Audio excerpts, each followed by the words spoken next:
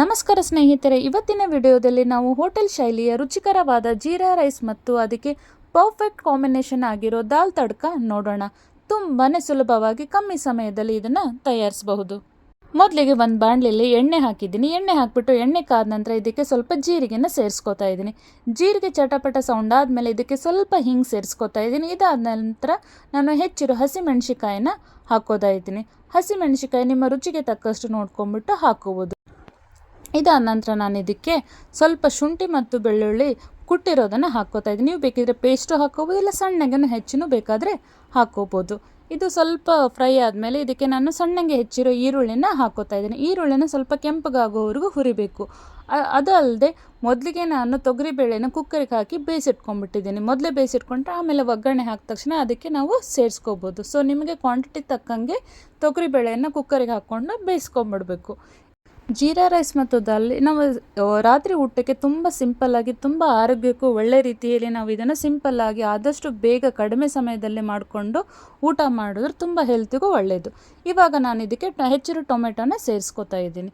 ಟೊಮೆಟೊನ ಸೇರಿಸ್ಕೊಂಡಾದ್ಮೇಲೆ ಇದನ್ನು ಬೇಗ ಅಷ್ಟೇ ತಾಳಿಸಿ ಕೈ ಬಿಡಬಾರ್ದು. ಇದನ್ನು ಚೆನ್ನಾಗಿ ಬೇಯಿಸ್ಕೋಬೇಕು. ಟೊಮೆಟೊ ಹಾಗೆ ಬಿಟ್ಟರೆ ಬೇಗ ಗಟ್ಟಿ ಹಾಗೆ ಇರುತ್ತೆ. ಸ್ವಲ್ಪ ಇದನ್ನು ಮೆತ್ತಗಾಗೋವರೆಗೂ ಟೊಮೆಟೊನ ನಾವು ಇದಕ್ಕೆ ಬೇಯಿಸ್ಕೋಬೇಕು. ಇದಾದ ನಂತರ ನಾನು ಟೊಮೆಟೊನ ಈ ಥರ ಫ್ರೈ ಮಾಡ್ಕೋತಾ ಇದ್ದೀನಿ. ಫ್ರೈ ಮಾಡ್ಕೊಂಡಾದ್ಮೇಲೆ ಇದಕ್ಕೆ ರುಚಿಗೆ ತಕ್ಕಷ್ಟು ಉಪ್ಪು ಹಾಕ್ಕೋತಾ ಇದ್ದೀನಿ.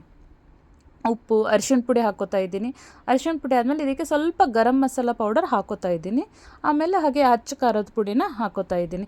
ಇದೆಲ್ಲ ಆದಮೇಲೆ ಇದನ್ನೆಲ್ಲ ಒಟ್ಟಿಗೆ ಸೇರಿಸಿದ್ರೆ ಒಗ್ಗರಣೆ ರೆಡಿಯಾಗಿರುತ್ತೆ. ಇದಕ್ಕೆ ನಾವು ಮೊದಲೇ ಬೇಯಿಸಿಟ್ಟುಕೊಂಡಿರುವ ತೊಗರಿಬೇಳೆ ಬೇಳೆ ಇದೆಯಲ್ಲ, ಇದನ್ನು ಸೇರಿಸ್ಕೊಂಡ್ಬಿಟ್ರೆ ಇದು ಅಷ್ಟೊತ್ತಿಗೆ ದಾಲ್ ರೆಡಿ ಆಗುತ್ತೆ. ಇವಾಗ ಮೊದಲೇ ಈ ರೀತಿ ನಾನು ಬೇಯಿಸ್ಕೊಂಡಿದ್ದೀನಿ. ಇದಾದಮೇಲೆ ಸ್ವಲ್ಪ ಸ್ಮ್ಯಾಶ್ ಮಾಡ್ಕೊಂಡಿದ್ದೀನಿ. ಸೊ ಜೀರಾ ರೈಸಿಗೆಲ್ಲ ಸ್ವಲ್ಪ ಸಾಫ್ಟಾಗಿ ಚೆನ್ನಾಗಿರುತ್ತೆ ಅಂತ ಹೇಳ್ಬಿಟ್ಟು ಸ್ವಲ್ಪ ಸ್ಮ್ಯಾಶ್ ಮಾಡಿದ್ದೀನಿ. ಈ ಥರ ಇದಕ್ಕೆ ಮಿಕ್ಸ್ ಹಾಕ್ಕೊಂಡು ನೀಟಾಗಿ ಕೈ ಆಡಿದರೆ ಘಮಿಸುವ ದಾಲ್ ರೆಡಿ. ಇದಕ್ಕೆ ಬೇಕಾದರೆ ನೀವು ಸಪ್ರೇಟಾಗಿ ಕೊನೆಯಲ್ಲಿ ತುಪ್ಪದಲ್ಲಿ ಒಣಮೆಣಸಿನ್ಕಾಯಿ ಮತ್ತು ಬೆಳ್ಳುಳ್ಳಿ ಒಗ್ಗರಣೆ ಕೊಟ್ಟರೆ ತಡ್ಕನೂ ರೆಡಿ ಆಗುತ್ತೆ. ನಾನು ರಾತ್ರಿ ಊಟಕ್ಕೆಲ್ಲ ಸಿಂಪಲ್ಲಾಗಿ ಇಟ್ಕೊಂಡಿದ್ದೀನಿ. ಇದಕ್ಕೆ ಮೇಲ್ಗಡೆ ಲಾಸ್ಟಿಗೆ ನೀವು ಕೊತ್ತಂಬರಿ ಸೊಪ್ಪನ್ನು ಉದುರಿಸಿದೆ. ಸೊ ಘಮವಾದ ದಾಲ್ ರೆಡಿ. ಈಗ ಜೀರಾ ರೈಸ್ ಮಾಡೋಕ್ಕೆ ಒಂದು ಪಾತ್ರೆಯಲ್ಲಿ 2 ಚಮಚ ತುಪ್ಪ ಹಾಕ್ತಾಯಿದ್ದೀನಿ. 2 ಚಮಚ ತುಪ್ಪ ಹಾಕಿದ್ಮೇಲೆ ನೀವು ಬೇಕಿದ್ದರೆ ತುಪ್ಪ ಕಾದಾದಮೇಲೆ ಇದಕ್ಕೆ ಲವಂಗ ಮತ್ತು ಚಕ್ಕೆನ ಸೇರಿಸ್ಕೋಬೋದು. ಇಲ್ಲಿ ನಾನು ಸೇರಿಸ್ಕೊಂಡಿಲ್ಲ.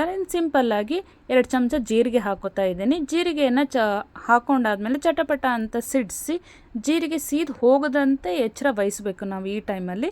ಸೊ ಜೀರಿಗೆ ಎಲ್ಲ ಆದಮೇಲೆ ಇದಕ್ಕೆ ನಾವು ನೆನೆಸಿಟ್ಟು ಬಾಸ್ಮತಿ ಅಕ್ಕಿನೂ ನೀವು ಹಾಕೋಬೋದು, ಇಲ್ಲ ಅಂದರೆ ನಾರ್ಮಲ್ ರೈಸ್ನೂ ಹಾಕೋಬೋದು. ನಾನು ಸ್ವಲ್ಪ ಸಿಂಪಲ್ಲಾಗಿ ಇರಲಿ ಅಂತ ಬಾಸುಮತಿ ರೈಸ್ ಯೂಸ್ ಮಾಡಿಲ್ಲ. ನಾರ್ಮಲಾಗಿ ರೆಗ್ಯುಲರಾಗಿ ಮನೇಲಿ ಏನು ರೈಸ್ ಯೂಸ್ ಮಾಡ್ತೇವಲ್ಲ, ಸೊ ಅದೇ ಅನ್ನನೇ ನಾನು ಇದಕ್ಕೆ ಹಾಕ್ಕೊಂಡಿದ್ದೀನಿ.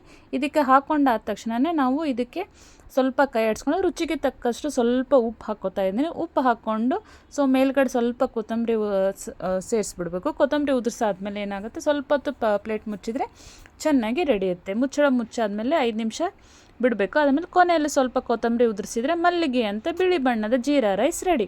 ನೋಡಿದ್ರಲ್ಲ ಫ್ರೆಂಡ್ಸ್, ಎಷ್ಟು ಸುಲಭವಾಗಿ ಜೀರಾ ರೈಸ್ ಮತ್ತು ದಾಲ್ ತಡ್ಕ ಮಾಡ್ಬೋದು ಅಂತ. ನೀವು ಕೂಡ ಮನೆಯಲ್ಲಿ ಟ್ರೈ ಮಾಡಿ ನೋಡಿ. ಈ ವಿಡಿಯೋ ಇಷ್ಟವಾಗಿದ್ದರೆ ಲೈಕ್ ಮಾಡಿ ಮತ್ತು ನಮ್ಮ ಚಾನಲ್ಗೆ ಸಬ್ಸ್ಕ್ರೈಬ್ ಆಗೋದನ್ನು ಮರಿಬೇಡಿ. ಧನ್ಯವಾದಗಳು.